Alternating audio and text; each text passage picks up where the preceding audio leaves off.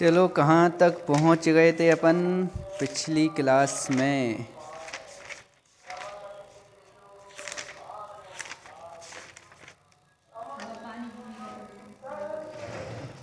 चलो अब अपन पढ़ेंगे क्या, आज बात करते हैं प्रदूषण। ठीक है, तो प्रदूषण कौन कौन से होते हैं? वायु, ध्वनि, हाँ जल, हाँ हाँ, कौन से? मृदा। प्रदूषण सही तो है। रासायनिक।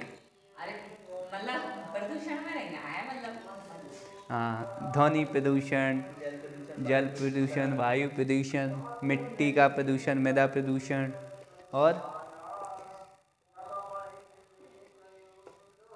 हाँ और भी बहुत से। चलो अब देखो अब देखो जो प्रदूषण है मतलब जो पर्यावरण है, ठीक है, अपना मेन टॉपिक तो पर्यावरण है। तो देखो जो पर्यावरण प्रदूषण जो है इसकी बात संविधान में भी की गई है कि हम लोगों का एक मौलिक कर्तव्य है कि हमें अपने पर्यावरण का क्या करना चाहिए, संरक्षण करना चाहिए। ये बात कहाँ की गई है?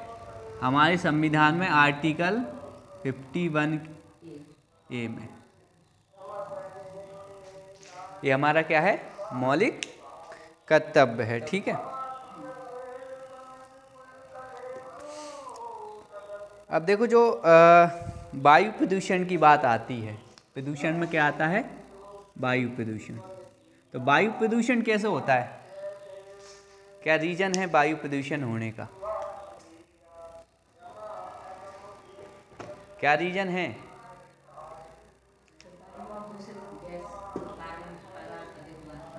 वापस दे दो। हाँ, अरे वो क्या कारण है? कारखानों से निकलता हुआ धुआं, हाँ फैसला जलाना, मिट्टी। ठीक है, बहुत अच्छी बात है, सही बात है। तो देखो वायु प्रदूषण क्या है कि कोई भी ऐसी चीज़ की जाए जिससे वायु पर बेकार प्रभाव पड़े, तो वो क्या है, वायु प्रदूषण। जैसे वायु है उसमें कोई प्रदूषण हो रहा है, उससे अपन लोगों को, जीव जंतुओं को कोई हानि है, तो वो क्या हो गया, प्रदूषण। वैसा होता रहे लेकिन अपन पर कोई प्रभाव ही नहीं पड़ रहा, तो क्या वो प्रदूषण माना जाएगा? नहीं माना जाएगा। ठीक है, अब देखो जो वायुमंडल है पूरा, इसमें नाइट्रोजन कितनी है, 78%। ऑक्सीजन कितनी है, हैं 20 पॉइंट कुछ है, लेकिन अपन 21 मानते हैं। ठीक है, इसके बाद तीसरी जो गैस है वो कौन सी है, आर्गन। ठीक है, ये बहुत सा कन्फ्यूजन होता है, नाइट्रोजन ऑक्सीजन के बाद व्यक्ति क्या लगाया जाता है, कार्बन डाइऑक्साइड, लेकिन कौन सी है, आर्गन।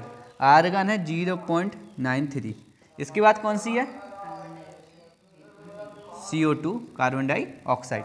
इसकी मात्रा है 0.003%। हमारा कहना है, हमने भी यही पढ़ा है। हाँ, ये थोड़ी किताब में क्या होता है, बहुत सी किताबों में मिस्टेक हो जाती है। हाँ 003। वैसे कभी ये ऐसा नहीं आएगा, बस क्वेश्चन इसमें एक बनता है सबसे ज़्यादा जो अभी तक पूछा गया कि नाइट्रोजन की मात्रा, ऑक्सीजन की मात्रा, और इन दोनों के बाद तीसरे नंबर सबसे ज़्यादा कौन सी मात्रा है, तो वो है आर्गन की। बस यहाँ तक ही पूछा जाता है। ठीक है, अब देखो वायु प्रदूषण जो है,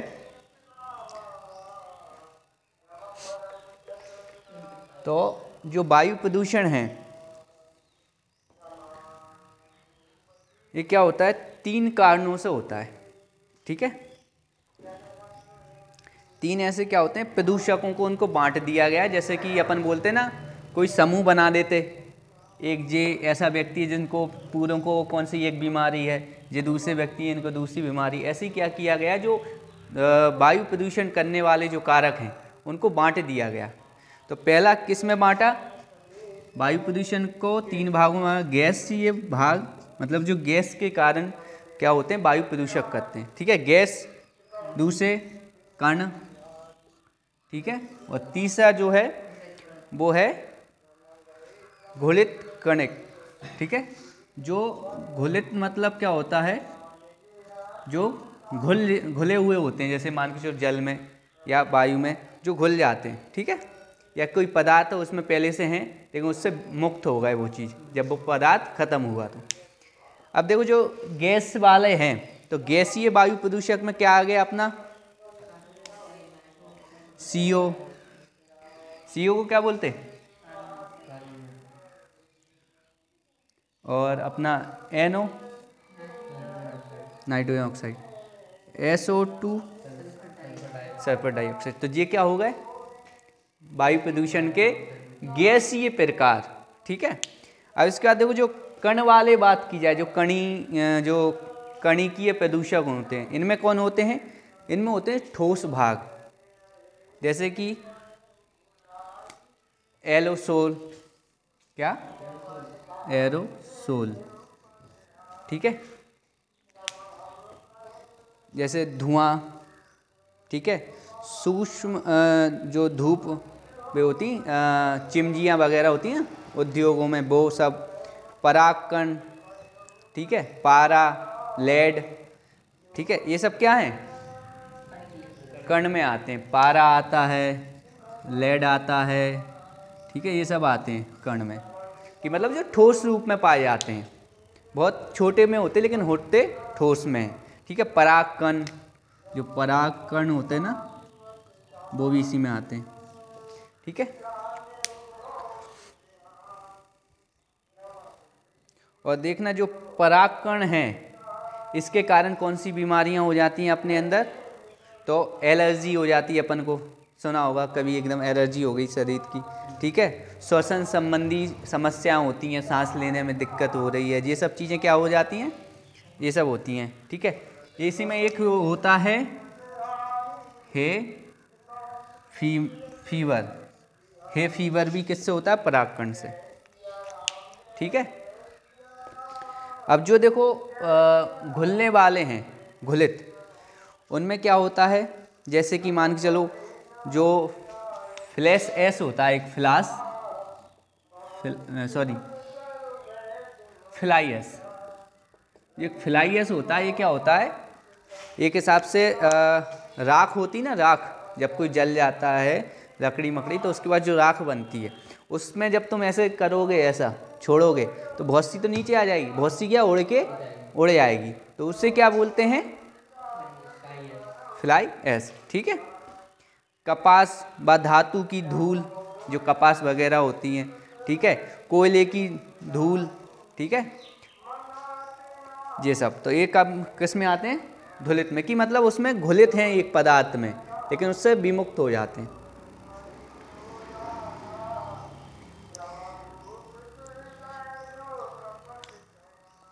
एक NO2, ये क्या होता है NO2, नाइट्रोजन डाइऑक्साइड। अब देखो जो NO2 है, इससे बात की जाए पूरे भारत में सबसे ज़्यादा प्रभावित कौन सा शहर है, तो वो है अहमदाबाद। अहमदाबाद, और अहमदाबाद कहाँ की कैपिटल है, गुजरात की, ठीक है। हाँ, तो देखो जो NO2 है, NO2, हाँ NO2 है, इससे सबसे ज़्यादा क्या प्रभावित कौन सा शहर है, अहमदाबाद।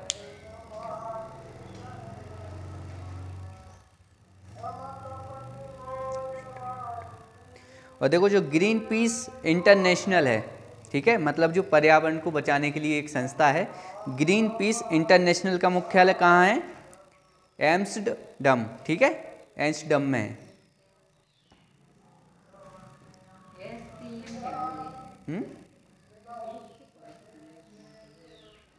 क्या हो गया, SPM, मतलब उसमें फुल फॉर्म भी दिया है, सस्पेंडेड पार्टिकुलेट मटेरियल कण, मतलब धातु के कण। अच्छा जी, हाँ, मतलब वो सस्पेंड पर्टिकुलर मैटर, मतलब जो धातु होती ना उसके छोटे छोटे, जैसे कोई तुमने सुना होगा तांबा की फैक्ट्री में काम करता है, तो उसके थोड़े थोड़े जो कण होते हैं वो अपने अंदर नुकसान पहुंचा देते हैं, वही।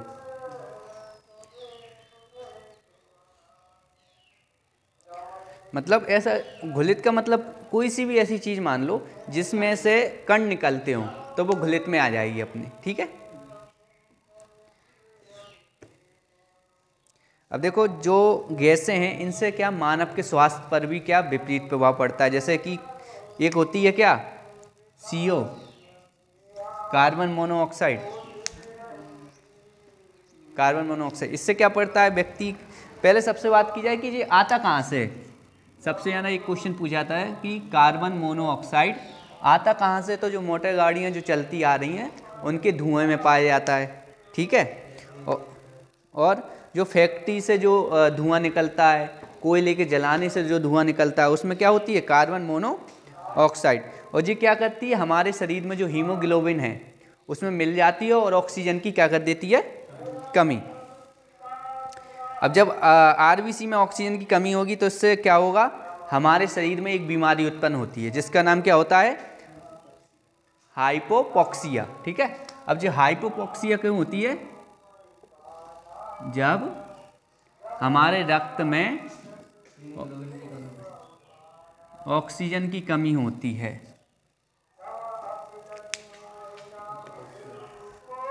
ठीक है। हीमोग्लोबिन में तो क्या होता है, ये पदार्थ मिल जाते हैं जिससे क्या होता है, ऑक्सीजन के वहन करने की क्षमता कम हो जाती है और इससे क्या होता है, हमारी जो रक्त है उसमें ऑक्सीजन की कमी हो जाती है। और ऑक्सीजन की जब कमी होती है तब हमें हो जाती है कौन सी बीमारी, तो हमें हो जाती है हाइपोक्सिया, ठीक है। एक होता है आदहित हाइड्रोकार्बन। देखो जो आदहित हाइड्रोकार्बन मतलब क्या हो गया, ना जलने वाला हाइड्रोकार्बन जो बचा रहता है। तो याद रखना ये कहाँ से आता है, जो पेट्रोल की जो गाड़ियाँ होती हैं, जीवाश्म, इनके जलने से उत्पन्न होता है, ठीक है। और इससे क्या नुकसान होता है हमें, फेफड़ों का कैंसर। तो व्यक्ति को फेफड़ों का कैंसर किससे होता है, आदहित हाइड्रोकार्बन से, ठीक है।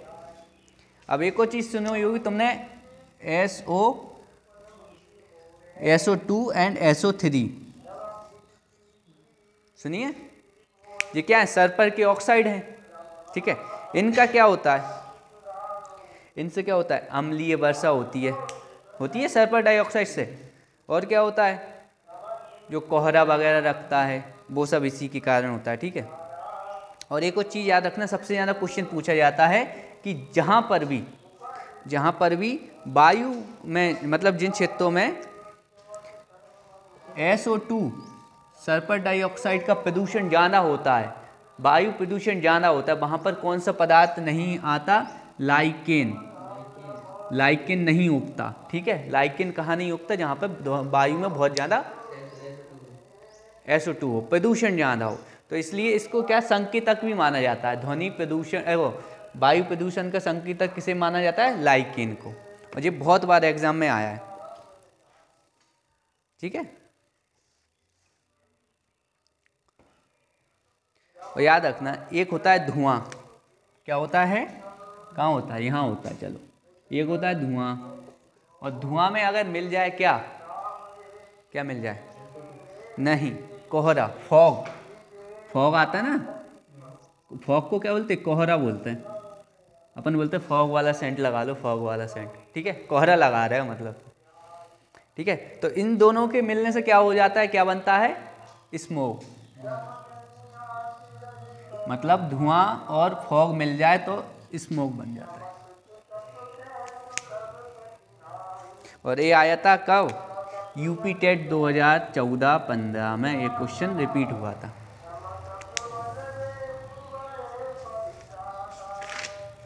चलो इसके बाद अपन आ जाते हैं ध्वनि प्रदूषण पे, ठीक है।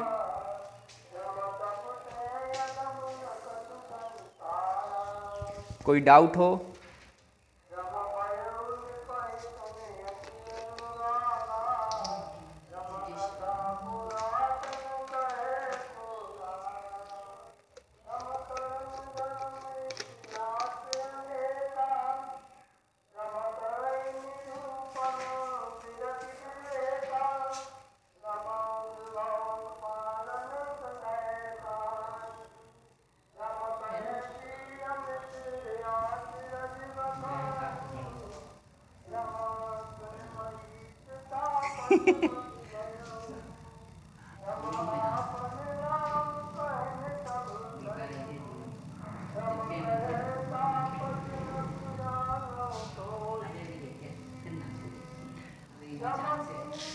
देखो वही पढ़ाई का जो समय है जीवन में वो है, ज़्यादा से ज़्यादा व्यक्ति पूरी दम लगा ले तब भी 30 साल तक व्यक्ति क्या कर लेता है, अपना 100% दे देता है। लेकिन 30 वर्ष के बाद व्यक्ति अपने साथ कोई और चीज़ भी लेके चलने लगता है, जिम्मेदारियों का बोझ। चलो अब बात कर लेते हैं किसकी, ध्वनि प्रदूषण। अभी क्या पढ़ा था अपन ने, वायु। अब आते हैं ध्वनि प्रदूषण पर। तो ध्वनि प्रदूषण कैसे होती है, सबसे पहली बात कैसे होती है? हाँ जी तो पहली नंबर वाली बात है। सबसे बड़ी डीजे का सबसे बड़ी कारण क्या है, ध्वनि प्रदूषण। ठीक है, और मोटर गाड़ी जो चलती हैं उनमें पे धूम मचा ले आता है, तो वो सब क्या है, ध्वनि प्रदूषण। और अब कभी अपन को ध्वनि प्रदूषण नापना है, कैसे नापेंगे, डेसिबल में। जो डेसिबल है इसके कारण क्या नापेंगे अपन, ध्वनि प्रदूषण कि कितना क्या हो रहा है।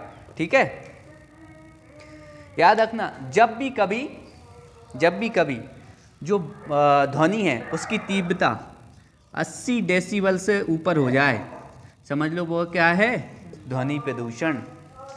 ठीक है, और जब अपन सामान्यतः अपन जब बातचीत करते हैं ना, चाहे अपन ऐसे बोलें हाँ भाई क्या चल रहा है, या फिर ऐसे बोले हाँ भाई क्या चल रहा है, तो इसमें दोनों में मिला के जो 35 से लेके 60 के बीच में ही अपनी क्या होती है, डेसिबल की आवाज़ निकाल पाता है कोई भी व्यक्ति, चाहे वो कोई भी हो। ठीक है, उसकी आवाज़ की जो वैल्यू होगी वो 30 डेसिबल से लेके 60 डेसिबल तक ही होगी, इससे ज़्यादा नहीं होगी। तो मतलब व्यक्ति कितना भी चिल्ला ले वो ध्वनि प्रदूषण नहीं कर सकता एक व्यक्ति। ऐसा नहीं 50 लोग आके चिल्लाएं तो हो ही जाएगा ध्वनि प्रदूषण। ठीक है, और देखो जो WHO है, क्या है, WHO वर्ल्ड हेल्थ ऑर्गेनाइजेशन, इसका मुख्यालय कहाँ पर है जल्दी बताओ, जिनेवा। ठीक है, अब देखो इसने क्या बोला कि जो व्यक्ति है, ठीक है, उसको सामान्यतः अगर वो है व्यक्ति शहरों में रहता है, कहाँ रहता है, शहरों में, ठीक है, जहाँ मोटर गाड़ी चल रही हैं वो तो उसके लिए सुरक्षित जो ध्वनि है वो कितनी है, 45 डेसिबल। ठीक, कितनी है, 45 डेसिबल।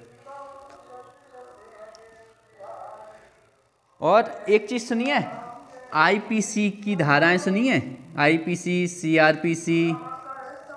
ठीक है, तो IPC की जो धाराएं हैं उनमें दो धाराएं कौन सी, 268 और 290। ये किससे संबंधित हैं, ध्वनि प्रदूषण से। कभी तुमने देखा है कि रात को डीजे नहीं बजाने देते, क्यों नहीं बजाने देते, क्योंकि भैया तुम क्या कर रहे हो, ध्वनि प्रदूषण कर रहे हो और IPC की धाराएं तोड़ रहे हो। इसीलिए क्या करना पड़ता है, परमिशन लेनी पड़ती है। अब देखो जो ध्वनि की तीव्रता है वो आवासीय क्षेत्र होते हैं ना जो, वहाँ पर कितनी होती है, 55। ये पूछ लिया जाएगा, ये सब बिल्कुल अपन को डाटा याद करके चलना है। तो जो शहर वगैरह होते ना, वहाँ पर दिन में कितनी डेसिबल होनी चाहिए, 55, मतलब इतनी स्टैंडर्ड है, इससे ज़्यादा नहीं होनी चाहिए। और रात के टाइम कितनी होने चाहिए, 45। ठीक है, और जब तुम गांव में रहने पहुंच जाओ तब कितनी होनी चाहिए, 50 और 40। मतलब दिन के समय 50 होनी चाहिए, रात के समय 40 होनी चाहिए गांव में। अगर इससे ज़्यादा, अगर ऐसी जगह तुम रह रहे हो जहाँ पे इससे ज़्यादा है तो व्यक्ति को क्या, इससे क्या होगा, चिड़चिड़ापन। ठीक है, उसको चिड़चिड़ा होगा, उसका दिमाग खराब होगा, सिर दर्द होगा, ऐसी चीज़ें हो सकती हैं।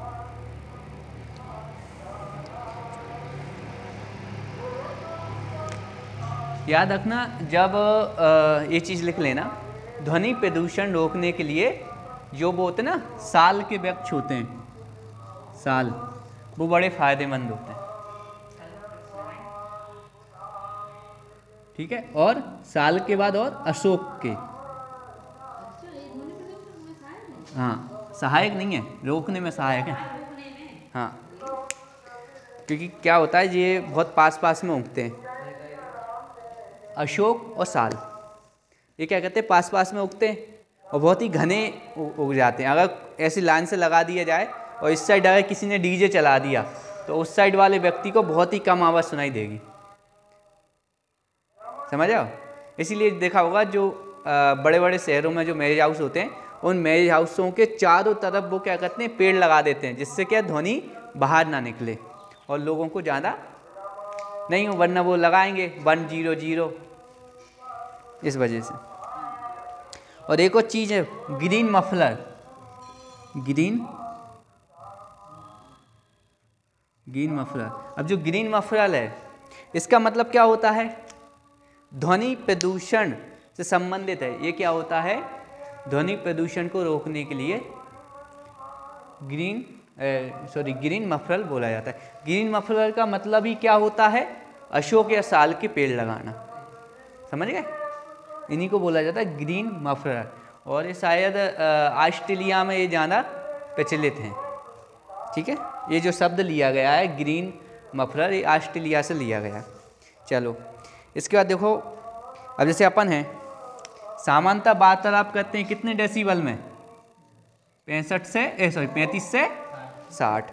इसके बाद देखो जो मोटरसाइकिल होती है कौन सी, ब्रूम, तो उसकी स्पीड कितनी होती है डेसिबल, 100 डेसिबल, ठीक है। बुलेट की बात नहीं हो गई, बुलेट की इससे ज़्यादा होती है।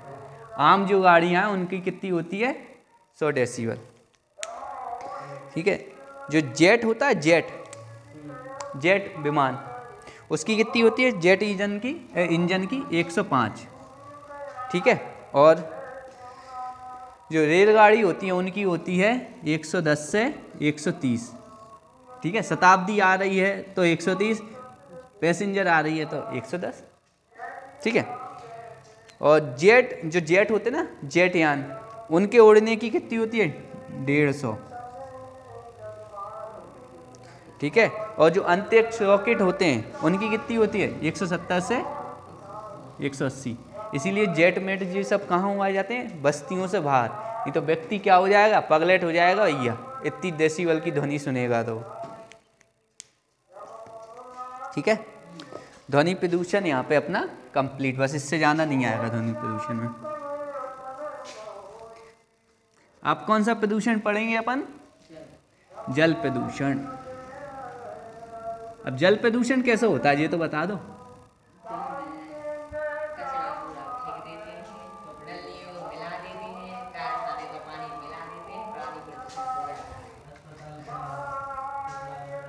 हाँ,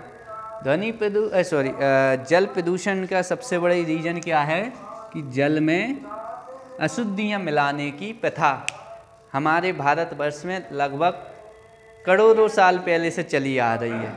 सुबह मंदिर पे फूल चढ़ाए, वो शाम को लेके जल में डाल दिए, क्या हो गया, ध्वनि, भगवान खुश हो गए बट ध्वनि प्रदूषण हो गया, जल प्रदूषण हो गया।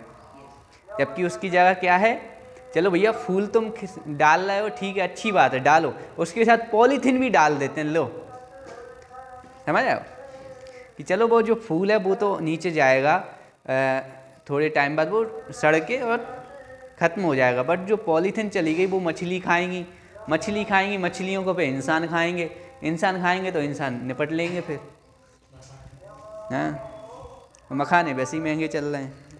चलो अब देखो जल प्रदूषण है, तो जल में क्या मानी जाती है, जो ऑक्सीजन की मात्रा होती है उससे मापा जाता है जल प्रदूषण कितना है, ठीक है।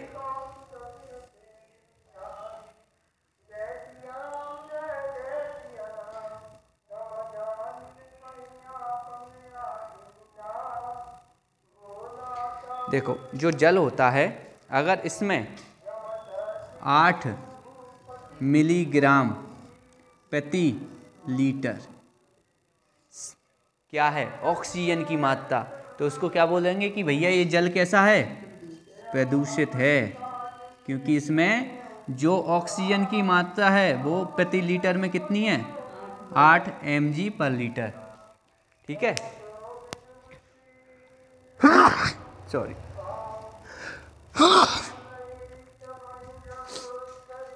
कितनी है, हाँ, लेकिन अगर यही 5 पे पहुंच जाए, समझ लो अगर वो पानी किसी ने पी लिया तो बस उसका तो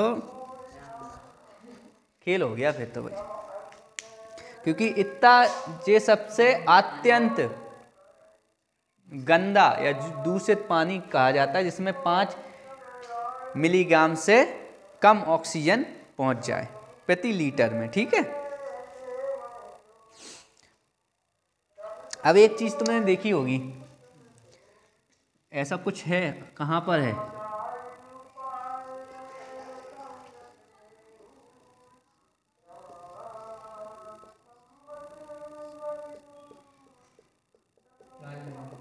सही पकड़े, ठीक है। ये क्या है, ताजमहल कहाँ पर है, आगरा। किसने बनवाया था, शाहजहां नहीं, हाँ, किसके लिए, मुमताज की याद है। अब इसके पीछे क्या निकली है,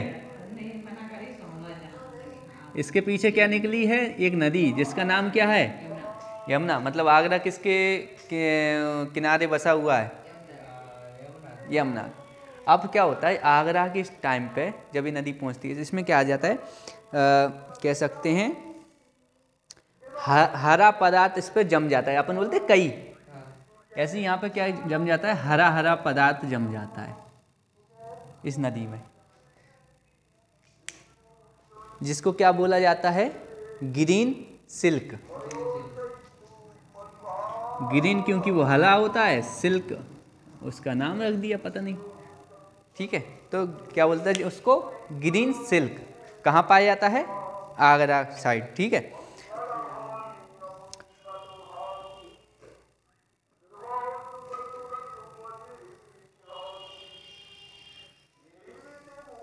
तो याद रखना, जब कभी पानी की सतह पे तेल होता है ना, तेल का रिसाव हो जाए और वो उस पर तेल की वो पट्टी है वो जम जाए जल के ऊपर, तो उसे क्या बोला जाएगा, ऑयल सिल्क, ऑयल सिल्क। ठीक है, और एक याद रखना, प्रदूषण से एक बीमारी होती है, कौन सी, मिनी माता। कौन सी होती है, किससे होती है, प्रदूषण से। और ये क्यों होती है इंसानों में, क्योंकि देखो जो अपना क्या होता है, जल होता है, जल में पारे की मात्रा क्या होती है, अधिक हो जाने से मिनी माता रोग होता है। ये क्वेश्चन बहुत बार पूछा गया। ठीक है, इस चीज का विशेष ध्यान रखना।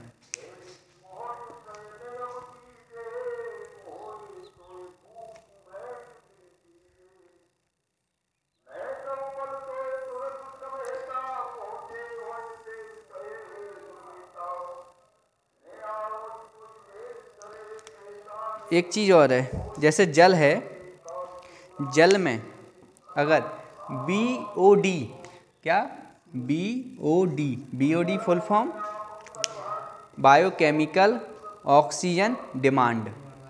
ठीक है, तो अगर ऑक्सीजन में BOD की मात्रा बढ़ रही है, मतलब ऑक्सीजन की वो खपत कर रहा है ज़्यादा, तो इसका मतलब क्या है कि उसमें क्या है, प्रदूषित है वो वाला पानी। ठीक है, प्रदूषण है, क्योंकि वो ऑक्सीजन की ज़्यादा खपत करता है, BOD की ज़्यादा वो खपत करता है।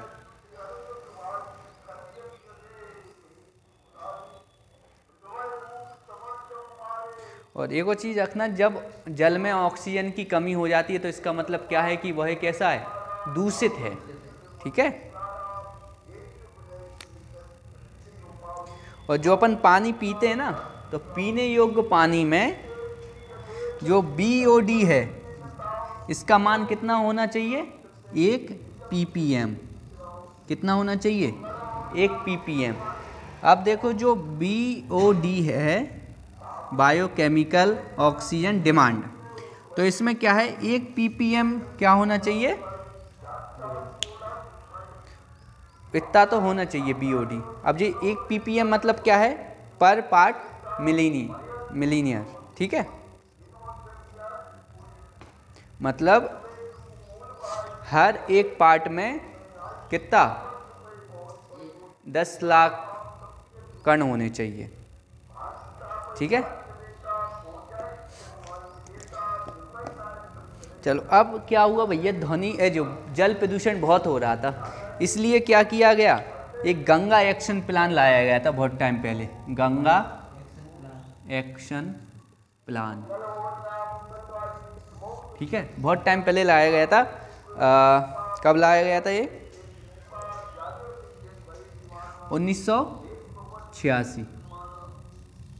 ठीक है, तो यह प्लान गंगा नदी में जो प्रदूषण को कम करने के लिए 1986 में पारित किया गया था। ठीक है, और इसमें कौन कौन से राज्य शामिल थे? उत्तर प्रदेश, बिहार, पश्चिम बंगाल। मतलब इससे क्या क्लियर होता है, जो गंगा नदी है वो इन राज्यों में बहती भी है, तभी तो ये सहयोग कर रहे हैं। वरना आप तुम सोचो कि गंगा नदी में मध्य प्रदेश सरकार बोले कि हम उसको साफ करेंगे, तो भैया काय को करोगे तुम, पहले एमपी की तो साफ कर लो, समझ आओ। इस वजह से तो यहाँ से गुजरती है।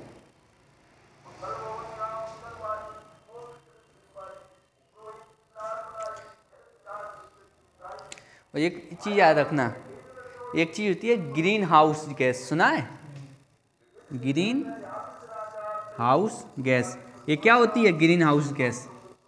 क्या हरी होती है गाजे?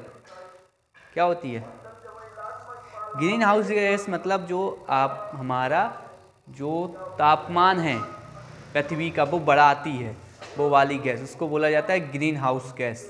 ठीक है, और ये सबसे ज़्यादा कौन सा देश उत्पादित करता है? तो कौन सा करता है? यूएसए, यूएसए करता है। ठीक है,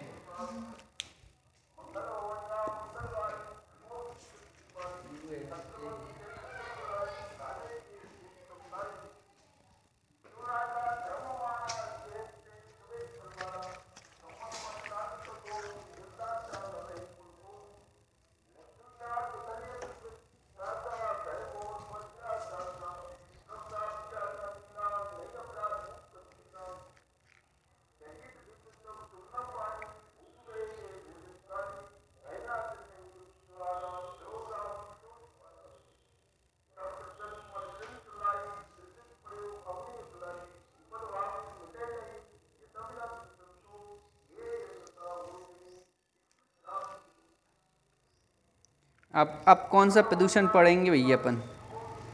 अब अपन पढ़ेंगे जैव प्रदूषण। ठीक है,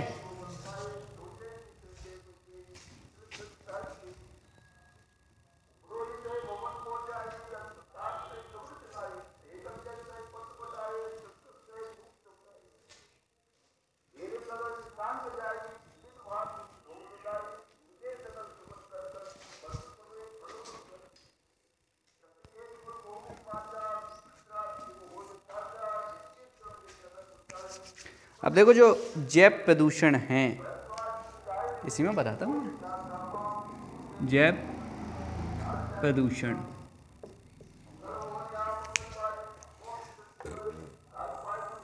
इसमें हाँ, जैव प्रदूषण। जैव प्रदूषण क्या होता है?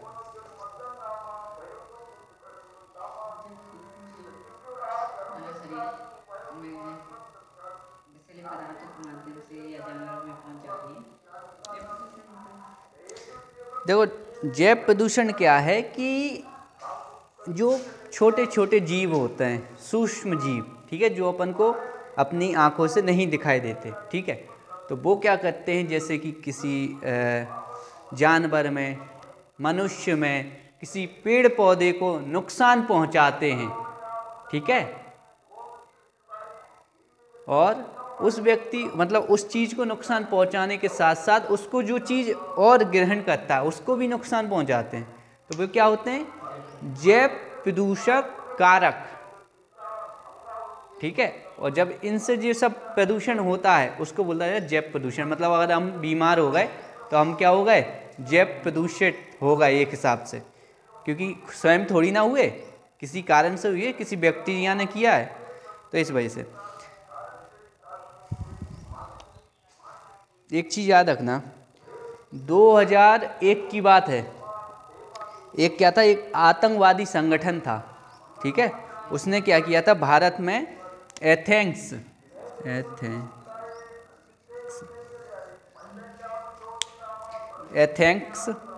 के जीवाणु युक्त लिफाफे क्या किए थे, भारत में डिस्ट्रीब्यूट कर दिए थे।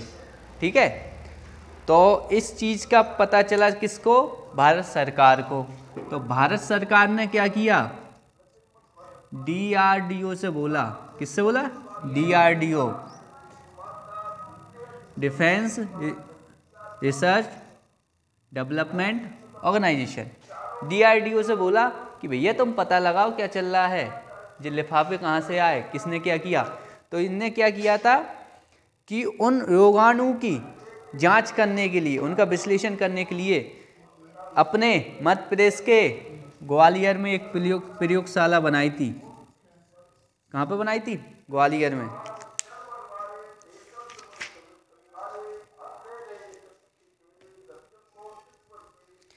अब देखो जो जैव निम्नीकरण होता है, तो ये क्या होता है, दो प्रकार से प्रदूषक होते हैं। ठीक है, एक होते हैं जैव निम्नीकरण, ठीक है, और एक होते हैं जैव अनिम्नीकरण। निम्नीकरण मतलब जो कुछ टाइम के बाद प्रकृति में ही समा जाते हैं। ठीक है, और जो अनिम्नीकरण होते हैं वो ऐसे कि जो कभी ख़त्म ही नहीं होंगे या फिर बहुत टाइम बाद होंगे, अरबों खरबों ऐसे। तो देखो जो जैव निम्नीकरण वाले होते हैं उनमें क्या आएगा,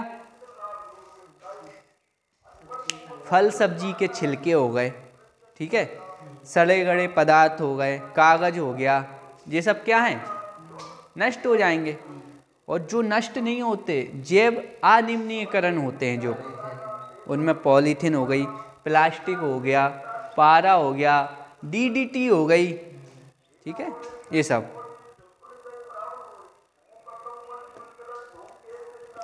यहाँ पर अपना ये कंप्लीट हो गया। ठीक है, अब इच्छा तो थी कि आज अपन भूकंप को भी कंप्लीट कर लें, लेकिन समय पाबंदी के कारण भूकंप कंप्लीट नहीं हो पा रहा, उसको अपन अगले लेक्चर में कंप्लीट करेंगे।